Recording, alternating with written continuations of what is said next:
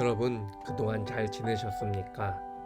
오늘은 위대한 복음 5번째 시간입니다. 예수님이 세례 받으시는 장면을 통해서 은혜를 받고 또한 우리의 신앙생활에 귀한 도움을 얻고자 합니다.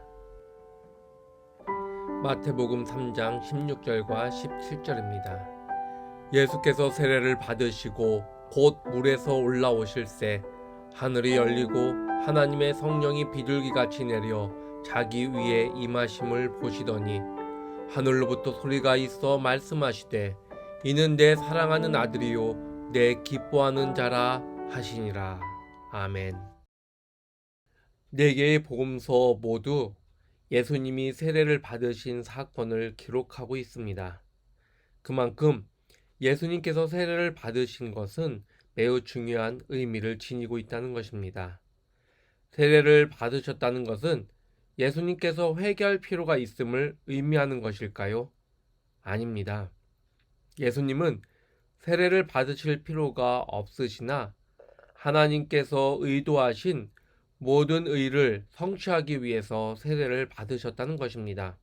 즉, 하나님의 뜻에 합당한 그 삶의 모습, 사역의 방향으로서 세례를 받으셨다는 겁니다. 여러분, 예수님의 세례는 준비의 시대와 성취의 시대 사이를 잇도록 하는 하나님께서 미리 정하신 귀한 징표입니다. 그리고 그것을 예수님은 성취하고 계시는 사건으로 세례 사건을 우리는 볼 수 있습니다. 이 세례를 통해서 요한은 준비의 시대를 마무리하도록 정하신 하나님 뜻에 순종하고 예수님께서는 하나님께서 준비하신 메시아적 사역으로서의 그 시작을 출발하고 있다는 것입니다. 준비의 시대가 끝나고 그 준비의 목표인 메시아의 시대가 도래되었음을 의미하는 그 정점에 바로 이 세례 사건이 있는 것입니다. 세례의 의미는 무엇일까요? 세례의 기원은 어디서 찾아볼 수 있을까요? 세례를 이스라엘 백성이 출애굽한 이후에 홍해를 건너는 사건으로부터 이해할 수 있습니다. 이스라엘 백성이 홍해의 물을 건너면서 세례를 받았다고 성경은 말씀하고 있습니다. 고린도전서 10장 2절에 이것을 표현하고 있습니다. 이스라엘 백성이 홍해를 건너는 가운데 예시된 그의 백성을 구원하신 하나님의 궁극적인 목표가 이제 그 성취에 도달하는 사건으로서 바로 예수님의 세례가 자리 잡고 있는 것입니다. 이스라엘은 자신이 속해 있던 악한 나라 애굽의 굴레에서 벗어나기 위해서 홍해를 건넜습니다.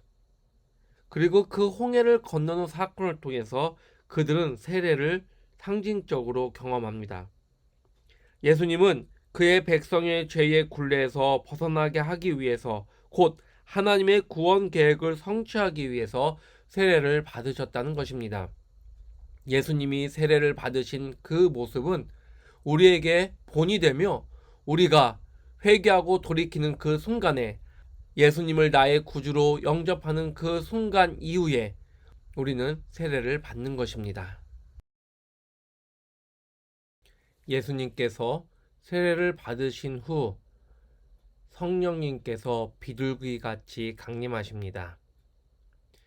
비둘기는 창세기 8장 11절에서 홍수 심판 후 하나님의 은혜의 소식을 전하는 매체였고 또 예수님 당시 유대인들에게는 비둘기는 구원의 소식을 알리는 성령의 상징으로 이해되었습니다. 또한 그 순간 하늘에서 음성이 들립니다. 이는 내 사랑하는 아들이다. 내가 이 아들을 기뻐한다. 시편 말씀에 보면 너는 내 아들이다. 오늘 내가 너를 낳았다.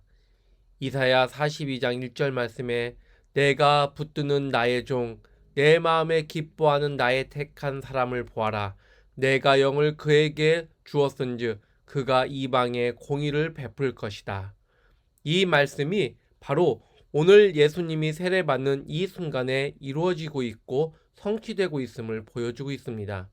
이 말씀들은 바로 예수님이 세례받는 그 모습 속에서 하나님의 성취, 하나님의 구원 역사가 이루어지고 있음을 증명하는 귀한 은혜이고 약속이었습니다.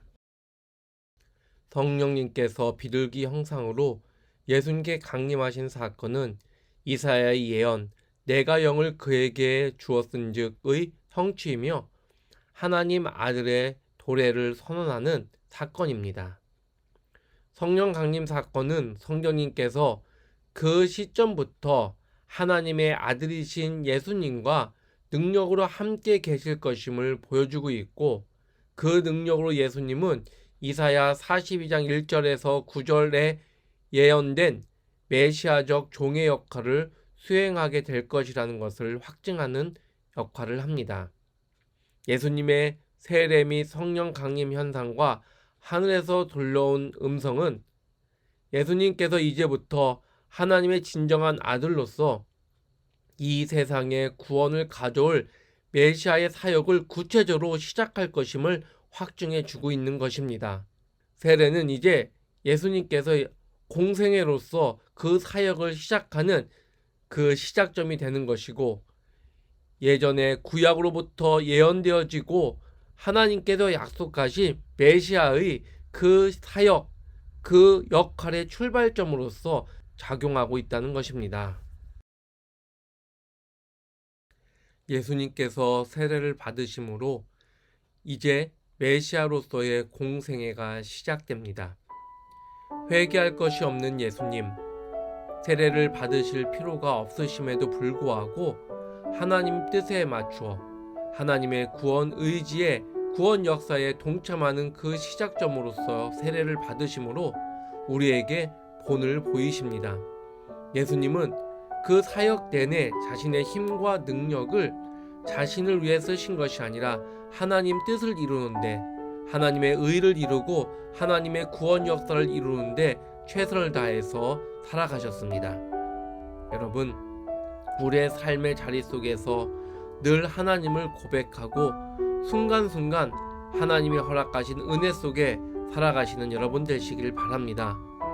여러분의 삶의 자리가 순간순간 하나님이 허락하시는 귀한 은혜가 있어 여러분을 통해서 하나님이 기뻐하시고 여러분을 통해서 성령님이 늘 함께 하시는 귀한 삶이 되시길 주의 이름으로 간절히 축원합니다.